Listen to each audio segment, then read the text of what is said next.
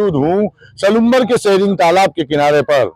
राजस्थान विधानसभा उपचुनाव में सलुम्बर विधानसभा उपचुनाव जो है वो बेहद महत्वपूर्ण माना जा रहा है, क्योंकि यहाँ पर त्रिकोणीय मुकाबला देखने को मिल रहा है और यहाँ पर भारतीय जनता पार्टी पिछले 3 चुनाव से लगातार जीत हासिल करती रही, लेकिन इस बार मुकाबला यहाँ पर त्रिकोणीय बनने से राजस्थान में बेहद रोचक मुकाबला यहाँ पर बन रहा है। किस तरह के मुद्दों को लेकर यहाँ भारतीय जनता पार्टी, जो कि पिछले 3 बार से विधायक के रूप में जीतती आई है, वो जनता के बीच जा रही है, तो कैसे कांग्रेस अपनी बात जनता के बीच में रख रही है, तो वहीं भारत आदिवासी पार्टी के लोग जनता को किस तरह से अपने पक्ष में करने की कोशिश कर रहे हैं, ये जानने के लिए हमारे साथ में इस समय सलुम्बर विधानसभा क्षेत्र में सेरिंग तालाब के किनारे कुछ लोग प्रबुद्ध जन मौजूद है। उनसे हम बात करेंगे कि किस तरह के मुद्दे इस विधानसभा में सक्रिय हैं।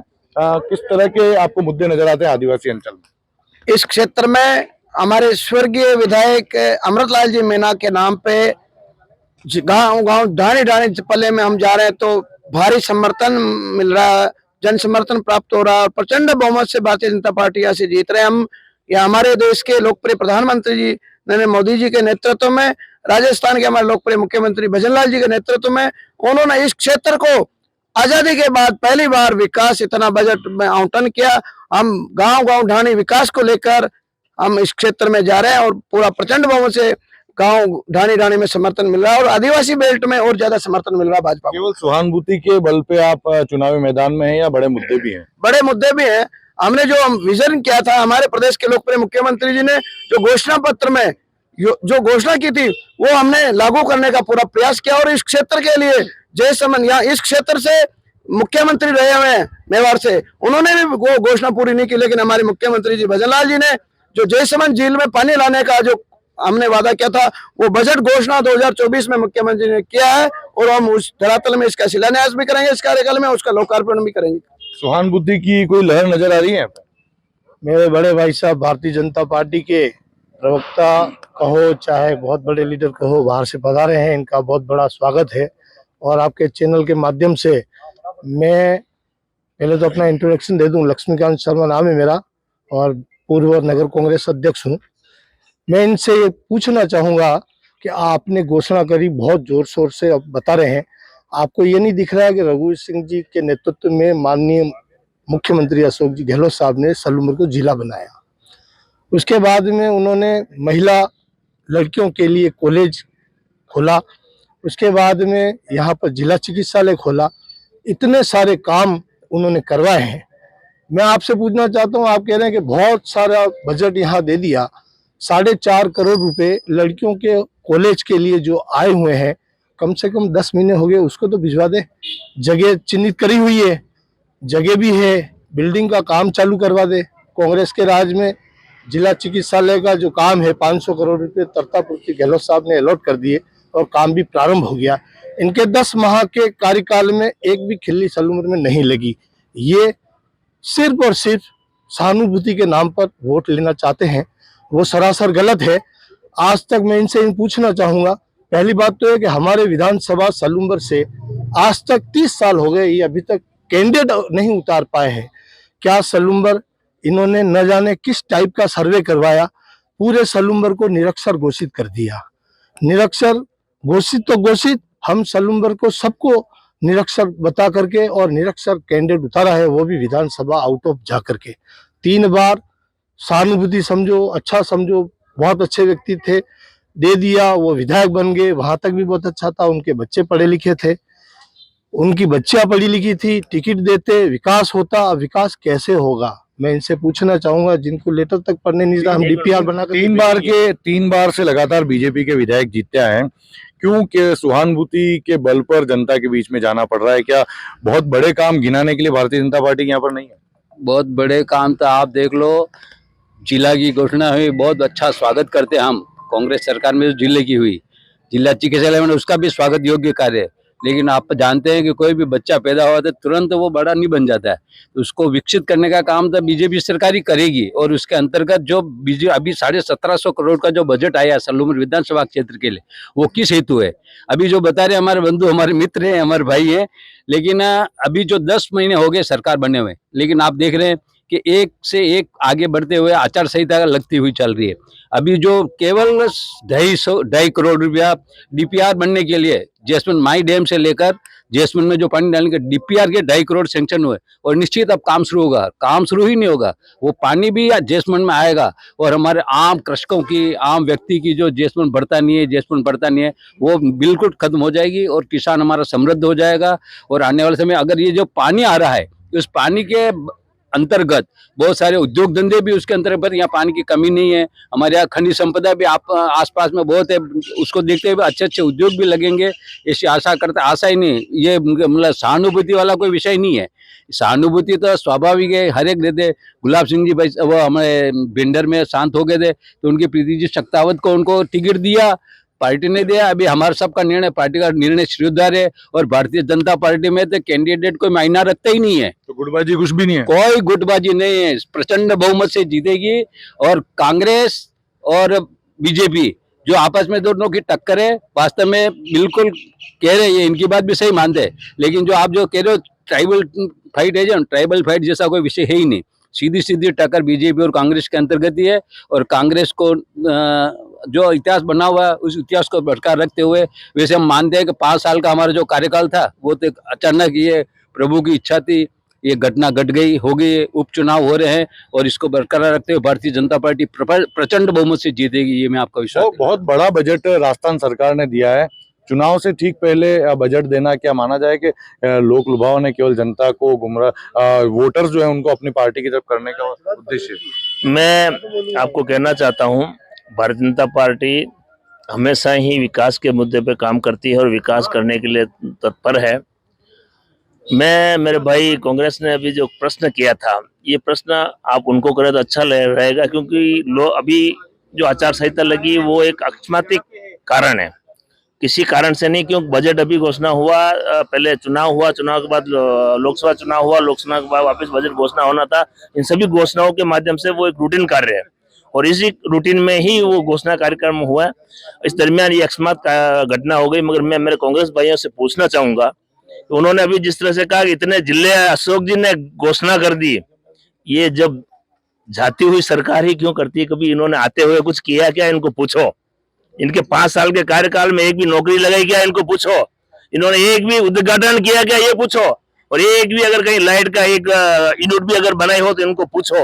इनको यूं पूछो, हमने तो हमारी सरकार बनी है, बनते की घोषणा की है, हम इसी 5 वर्ष में पूरी करेंगे। और जो ये सलूम्बर विधानसभा है, इसके लिए जो झाकम से पानी लाने की योजना है, तो उसका अभी डीपीआर बनी है और आने वाले समय में पूरा काम भी चालू होगा। आपको क्या लगता है कि इस उपचुनाव के बाद में सलूम्बर जिला रह पाएगा या हट जाएगा?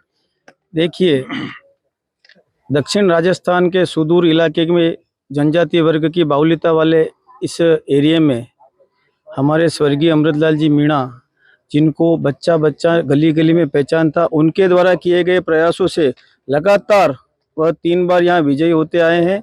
और अकस्मात हुए उनके निधन के पश्चात इस इलाके में उनके द्वारा उससे पहले तीसरे टर्म में प्रत्येक गांव और डाणी में विकास के जो कार्य जो पिछले कार्यकाल में अधूरे रह गए थे, उनके लिए उन्होंने सारे ही काम अनुशंसा कर दी थी।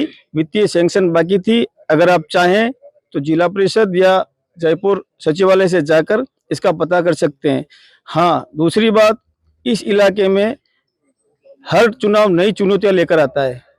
अगर चुनौतियां नहीं लाता तो पब्लिक ने, जैसे कांग्रेस सरकार ने जिला घोषित किया, तो उनका फल रघुवीर जी को देते हैं। इसका मतलब यह है कि रघुवीर जी को उन्होंने नहीं चुना तो वो ये जानती है जनता कि मात्र रघुवीर सिंह जी के कहने पर जिला नहीं बना है। ये एक राज्य सरकार की ये एक पॉलिसी थी, उसके अंतर्गत जिला बनाया गया है।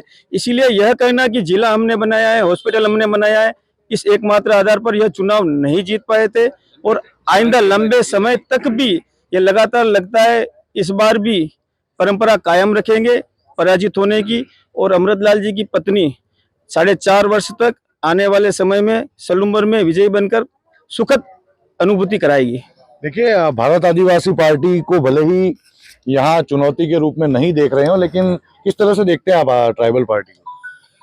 ट्राइबल आप पार्टी कहीं टक्कर में नहीं है। यहाँ कांग्रेस और बीजेपी में कांग्रेस प्रचंड बहुमत से जीत रही है, क्योंकि पिछले चुनाव में जो कांग्रेस ने यहाँ हार हार हुई थी, उसमें इस क्षेत्र की जनता ने अपने आप को अभी ठगाव महसूस कर रही है, क्योंकि किसानों को खाद नहीं मिल रहा समय पे, बिजली नहीं मिल रही, बिजली के बिल ज्यादा आ रहे हैं। यशस्वी मुख्यमंत्री की जो जन कल्याणकारी योजनाएं थी उनको बीजेपी सरकार ने बंद कर दी। उससे आम जनता यहाँ की अपने आप को ठगा महसूस करके अब पुनः कांग्रेस को बहुमत के साथ जिताने की कांग्रेस पूर्व में बाप पार्टी के साथ गठबंधन कर चुकी है लोकसभा में। अब लगता है इस बार गठबंधन नहीं होना कहीं न कहीं दोनों पार्टी के लिए नुकसानदायक हो सकता है। नहीं, ये इस तरह का नहीं है। क्षेत्र के साथ जैसे महसूस होता है उस समय किया था, इस बार नहीं हुआ। और कांग्रेस ने शुरू से कह दिया था हम अपने बलबूते पे चुनाव लड़ेंगे और निश्चित ही विजय को प्राप्त करेंगे। क्या स्थिति आपको क्या स्थिति नजर आ रही है यहाँ पर? किस तरह के और मुद्दे होने चाहिए जो इस इलाके के विकास के लिए जरूरी है? क्षेत्र के विकास के मुद्दे, पानी की व्यवस्था है क्षेत्र में। अभी जो पहले एक बीमा योजना चल रही थी, चिकित्सा बीमा, वो 25 लाख से 5 लाख तक आ गई है। जनता अपने आप को ठगा सा महसूस कर रही है। खाद में 50 किलो का घटता 40 किलो का हो गया। बिजली के बिल करंट मार रहे हैं। तो जनता को ये लग रहा है कि 10 माह में क्षेत्र में कोई काम नहीं हुआ है। क्षेत्र की जनता ये सोच रही है कि इस बार 10 महीने की सरकार ने कोई काम नहीं किया, हम कुछ परिवर्तन करके थोड़ा सा उनको ये महसूस कराएं कि आपने क्षेत्र के विकास के लिए कोई काम नहीं किया है, और इस हिसाब से जनता कांग्रेस को पूर्ण बहुमत देगी। देखिए, हम सेरिंग तालाब के किनारे हैं। एक बार मैं आपको तस्वीरें दिखाऊंगा। आप देखिए कि ये तालाब जो है फिलहाल बहुत बढ़िया टूरिस्ट पॉइंट के रूप में है, लेकिन यहाँ की जो स्थिति है बेहद गंदा इस समय एक जलकुंभी अटी हुई है। ऐसे में स्थानीय जनप्रतिनिधियों की जिम्मेदारी हो जाती है कि क्षेत्रीय विकास के साथ साथ जो पर्यटन से जुड़े जो स्थान है जहाँ पर भले स्थानीय लोग आना पसंद करते हो, वो स्थानों का विकास जरूर हो। क्या लगता है आपको, इस तरह के स्थानों का विकास क्यों नहीं हो पा रहा है? क्यों ये गंदी स्थिति में नजर आ रहे हैं? ये बिल्कुल ही यहाँ पर पिछले 30 साल तक भारतीय जनता पार्टी का बोर्ड था। मैं नेता प्रतिपक्ष था। नंदलाल जी सुथार साहब यहाँ चेयरमैन थे। इस तालाब के साथ आप एक नाली देख सकते हैं। वापस टनक पर एक थोड़ा सा आप देखें साहब उस तरफ, उस कोने में एक नाली निकल रही है। पूरी गंदगी जो शहर की है, इसका पूरा निराकरण दूसरे और तरीके से किया जा सकता था। हमने बोर्ड की 3 मीटिंगों में लगातार विरोध किया था कि नाली इसके बीच में से नहीं निकाल करके आप उस दीवार के किनारे सारे होते उसको बाहर निकालें। भरसक प्रयास किया था हमने। न्यायालय के अंदर एक वाद भी दायर किया, तो न्यायालय के अंदर नगर पालिका के चेयरमैन और ईओ ने एक शपथ पत्र दिया था कि जो नाली हम निकाल रहे हैं, और नंदलाल जी ने स्वयं ने ये कहा था कि मैं जाति से सुथार हूँ और मैं ज़्यादा जानता हूँ अच्छी तरीके से कि नाली किस लेवल से बन के पानी कैसे बाहर चला जाएगा।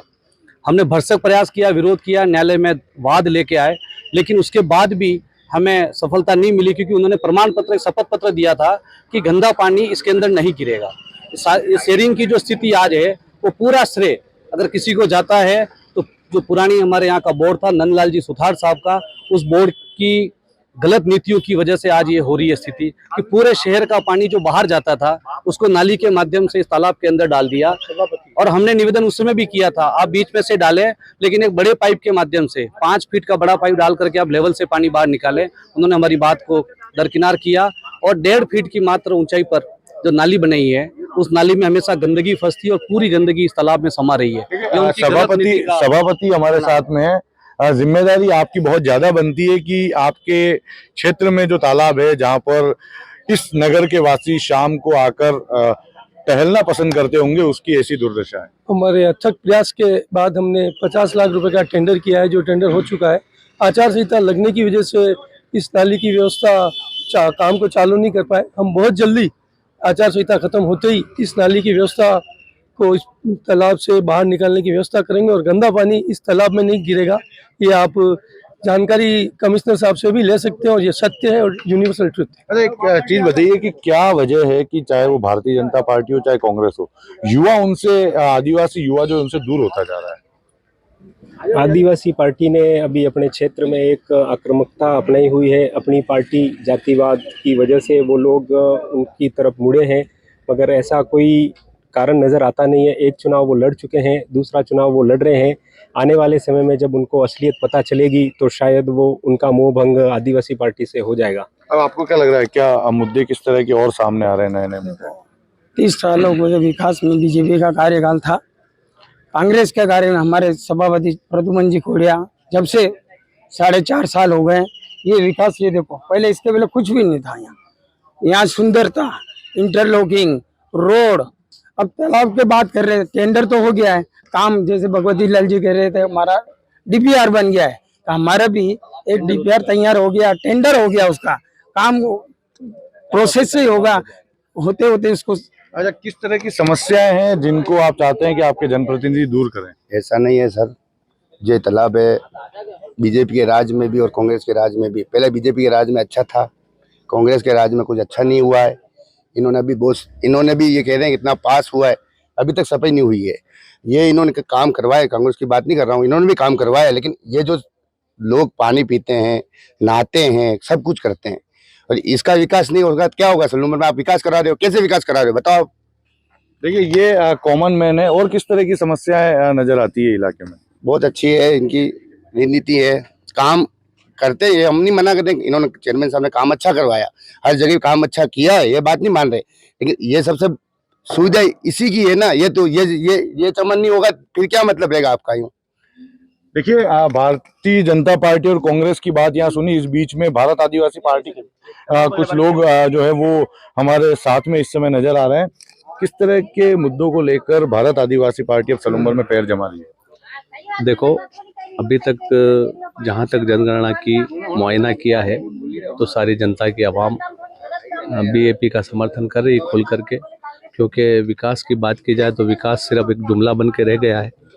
तो कहीं ना कहीं जिस तरह से डूंगरपुर और बांसवाड़ा लोकसभा चुनाव और वहाँ पर जो सांसद महोदय राजकुमार जी रोत जिस तरह से बीएपी का एक क्रेज़ दिखाया है, लोगों के अंदर जागरूकता, और उसके बाद उन्होंने जो आश्वासन दिए थे वहाँ पर खरे उतरे हैं, उसी तरह से सलूमर विधानसभा की जनता भी जागरूक है और फुल समर्थन बीएपी को दे रही है। और बीएपी जुमलेबाजी न करते हुए जितेश भाई कटारा अपनी जिम्मेदारी से काम निभाएंगे। और जिस तरह से ये जयसमंद के अंदर एशिया की लगभग सबसे बड़ी झील कहा जाता है जयसमंद, वहाँ का पानी यहाँ लाने की जो बात थी, जो कांग्रेस के टाइम पे थी, बीजेपी के टाइम पे थी, 3 बार कैंडिडेट रहे बीजेपी के, लेकिन इस तरह से जनता को कोई इस तरह का कोई फायदा नहीं हुआ। गरीब तबका कहाँ जाके खड़ा होगा?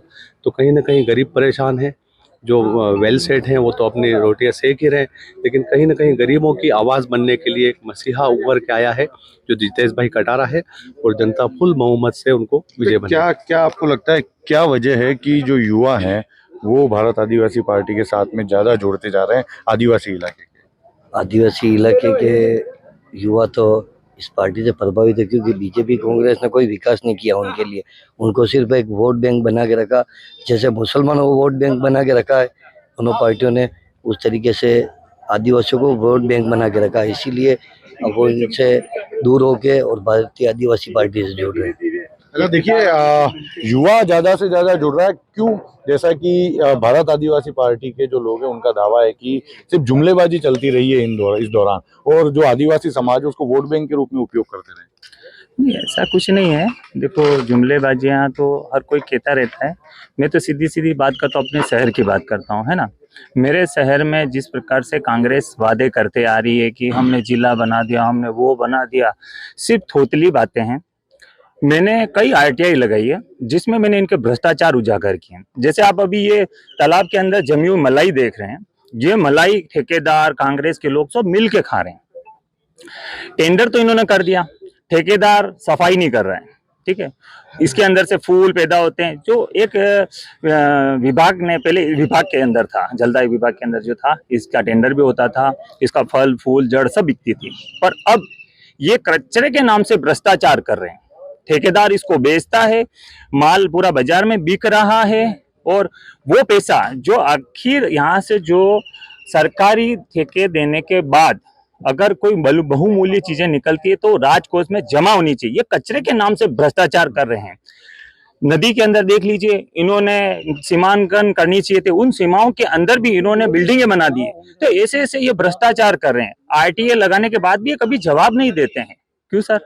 खुला भ्रष्टाचार है इनका, पूरा शहर जान रहा है, ठीक है ना। जिले की बातें करना, ये बातें करना नहीं, मूल लोग यहाँ के परेशान है उन चीजों को। ये बार बार ये कहती है नाली बनाई, तो जिस समय तालाब खाली था तो नंदलाल जी ने नाली बनाई, और आज नाली का पानी अगर गिर रहा है तो छोटी मोटी रिपेयरिंग हो रही है। तो आप सरकार आज आपकी है ना, आप हो नगर के अंदर, आप हो तो आप ही कर दो ना। हमको अगर बार बार आईना दिखा रहे हो, तुम अपना आईना देखो। मलाई जम रही है, क्या नदियां गंदी पड़ी हुई है, भ्रष्टाचार खुला हो रहा है और इनके कई भ्रष्टाचार मैंने दिखाए हैं। क्या आपको लगता है कि आजादी के बाद से सलूम्बर इलाके के अगर नगर के क्षेत्र को छोड़ के हम ग्रामीण अंचल में जाएं तो क्या वास्तव में वहां के लोग जो हैं वो समाज की मुख्य धारा से जुड़ पाए? जुड़े तो हैं सर, मुख्य धारा से जुड़े हैं। क्या क्या लगता है आपको, समाज की मुख्य धारा से यहाँ के आदिवासी युवा जुड़ पाए? यहाँ के हमारे पूर्व विधायक स्वर्गीय अमृतलाल जी मीणा ने गांव-गांव दौरा करके मुख्य धारा से जोड़ने का प्रयास किया और इसी के कारण आदिवासी भाइयों ने, जनजाति के भाइयों ने उनको तीसरी बार विधानसभा में भेजा। आदिवासी भाइयों ने पूरा उनको सहयोग किया और इस चुनाव में भी हमारी प्रत्याशी स्वर्गीय अमृतलाल जी की धर्मपत्नी शांता देवी मीणा जी को प्रचंड बहुमत से आशीर्वाद दे रहे हैं और वो अनुभवी प्रत्याशी है। उन्होंने लगातार संवैधानिक पद पे, सरपंच के पद पे रहे। अभी वर्तमान में वो नगर पालिका सेरिंग तालाब की स्थिति पर कांग्रेस का भले ही अभी बोर्ड हो लेकिन उनका निशाना बीजेपी पर है। मैं आपको यही कहा था, कांग्रेस हमेशा वही काम करती है जो जुमलेबाजी का काम करती है। इसी तरह अशोक गहलोत की सरकार थी तब तो 5 साल तक कुछ नहीं किया, जाते जाते उसने किया। अभी माननीय चेयरमैन साहब जब अभी खड़े थे, आपसे उनसे बात है तो वो कुछ बोल नहीं पाए, तो उनके सहयोगी ने बोला। मगर जो नगर की सौंदर्यकरण की जहां तक बात होती है, जो जिसकी नगर पालिका होती है, माध्यम वही होता है। अगर क्या राज्य सरकार या केंद्र सरकार को पैसा भी दे देगी तो लगने का जो माध्यम है वो नगर पालिका के द्वारा ही लगा जाता है। तो ये जो व्यवस्थाएं हैं जो वर्तमान में जो नगर पालिका उसकी देखी गई। ठीक है, जुमलेबाजी को लेकर लगातार सवाल उठ रहे हैं। आप बताइए कि चाहे सेरिंग तालाब की बात हो या फिर और भी जगह विकास की बात हो, केवल आरोप प्रत्यारोप से कैसे जनता का विकास होगा? आरोप प्रत्यारोप से नहीं, जो मूल काम है, मूलभूत सुविधाएं, उसके लिए हम क्षेत्र का, नगर का विकास कर रहे हैं। और छोटी मोटी समस्या है, समय के साथ जो समय लगता है उस हिसाब से हम काम कर रहे हैं। इसमें ऐसा कोई आरोप प्रत्यारोप और जुमलाबाजी वाली कोई बात हमारे पास है नहीं। हम त्वरित गति से शहर में जो जो मुद्दे हैं उन पे मैनिफेस्टो बना के, व्यू रख के, विजन रख के, पहले 30 वर्षों में न तो कोई व्यू था न कोई विजन था। हम डीपीआर बना के क्षेत्र में, नगर में जो जो हमारे काम है वो पूरे किए और हमारा जो मैनिफेस्टो था हमने 3 साल में खत्म कर दिया। हमारे मैनिफेस्टो का एक भी काम ऐसा नहीं है जो बाकी रहा हो। मैं यहाँ खड़े सभी बुद्धिमान व्यक्ति हैं जो अपनी अपनी बात कर रहे हैं, पर मैं तो ये कह सकता हूँ कि हमारा मैनिफेस्टो 3 वर्ष में ही पूरा हो गया और जो 1 वर्ष हमारा बचा है उसमें क्षेत्र का, शहर का अच्छा विकास करेंगे और आगामी चुनाव में नगर पालिका में जनता को जो अच्छा लगेगा वो जनता रिजल्ट देगी। क्या क्या मुद्दे आपको दिख रहे हैं? सलूम्बर को जिला यथावत रखे, ये मेन मुद्दा है आज की तारीख में, जो कांग्रेस सरकार में मिला था इनको। दूसरी बात, ये पहले से प्रचंड बहुमत से जीत रहे हैं, ये सब बातें हैं। रिजल्ट अभी 23 तारीख को आएगा, सबको पता चल जाएगा। दोनों पार्टी अपनी अपनी मेहनत कर रही है और मेहनत का फल मिलेगा। हो सकता है पिछले कार्यकाल में रघुवर सिंह जी हारे हों, तो रघुवर सिंह जी को बीजेपी नहीं हरा पाती। ठीक है, हार जीत में बीजेपी जीती है, इस बात को हम मानते हैं, लेकिन कहीं न कहीं कुछ एंटी काम उनके प्रति हुए जिन लोगों ने हराया। वो लोग अब एकजुटता के साथ मिलकर सारे काम कर रहे हैं। कांग्रेस इस बार जीतने की स्थिति है। एक चीज अभी आपने शुरुआत में कहा कि भारत आदिवासी पार्टी किसी तरह की चुनौती नहीं है, लेकिन पिछले विधानसभा चुनाव को देखेंगे तो जितेश कटारा ही उस समय भारत आदिवासी पार्टी के प्रत्याशी थे और जो वोट बैंक, वोट शेयर था उनका बहुत बढ़िया उस समय सामने आया था, 24.24% के लमसम। अगर हम लोकसभा चुनाव की देखेंगे उस समय भी, जब अगर हम विधानसभा वार स्थिति देखें तो सलूम्बर ऐसा क्षेत्र था जहां से भारत आदिवासी पार्टी का प्रत्याशी, भारत आदिवासी पार्टी जो है इस क्षेत्र से लगातार आगे चल रही थी। तो कैसे आप इसको चुनौती नहीं मान सकते हैं? देखो, वैसा है कि भारत आदिवासी पार्टी जो है वो अभी जो नौजवान साथी हैं हमारे आदिवासी समाज के, उनको बदला कर, मैं व्यक्तिगत उनको कहता हूँ ये बेत की लकड़ी है, इसको जिधर मुड़ा उधर मुड़ती है। कभी कोई समय था कि शुद्ध रूप से पूरा का पूरा तबका कितना भी प्रयास करते कांग्रेस से साथ जाते थे और पिछले कार्यकाल में लगभग 50% से ऊपर सब बीजेपी तरफ मुड़ गए थे। और अभी नई पार्टी है, उन युवाओं को किसी से बहला फुसला कर और एक अंतर्राष्ट्रीय षड्यंत्र के अंतर्गत हमारे बोली भाली जो आदिवासी कौम है उनको किसी तरह से कर रहे हैं। हो सकता है स्वभाव में इसे जल्दी उतावलेपन में हमारी पार्टी है, लेकिन उसका जो परिणाम है उस परिणाम को जो दूसरी जगह देख रहे हैं, हमारे पास में जो विधानसभा दरियावाद में, आसपुर में, चौरासे में जो हमारे बीजेपी के विधायक बने, लेकिन वहाँ के स्थानीय हमारे निकट होने के कारण सब लोग बताते हैं। और जो आदिवासी बंधु हैं वो कहते हैं हम तो हिंदू नहीं है, हम सनातनी नहीं है, हम मनसा महादेव को नहीं मानते, हम उसको नहीं मानते, हम गले में अपने मंगलसूत्र नहीं पहनते, तिलक नहीं लगाते। उस कारण उनके आपस में भी वहाँ विद्रोह शुरू हो गया और ये आपको 23 तारीख को उसका नजर आएगा। अब की बार जो आप बता रहे हो ट्रायंगल फाइट वास्तव में कहीं नहीं है, केवल ये एक दूसरे को कैसे कैसे बेला फुसला कर वो एक बता रहे हैं, बाकी वास्तव में ये बिल्कुल 23 तारीख को जब नतीजे आएंगे तब स्पष्ट होगा। एक बार मैं इस तस्वीर के साथ में अपनी जो ये चौपाल है इसको खत्म करूंगा। आप देखिए कि सेरिंग तालाब की जो स्थिति है वास्तव में दयनीय है। इसके लिए भले ही जिम्मेदार पूर्व का भाजपा बोर्ड हो या फिर वर्तमान का कांग्रेस का बोर्ड हो, लेकिन ये उम्मीद की जानी चाहिए कि इस विधानसभा चुनाव के मार्फत जब जनता अपने जनप्रतिनिधि को चुनेगी तो वो ये विश्वास जरूर करेगी कि आने वाला जनप्रतिनिधि अपनी प्राथमिकताओं में न सिर्फ क्षेत्र का विकास लेगा बल्कि इन पर्यटन स्थलों पे इन खूबसूरत जगहों की साफ सफाई का जिम्मा भी करेगा। कैमरा पर्सन कमलेश दखनी के साथ कपिल श्रीमाली, न्यूज़ 18 सलूम्बर।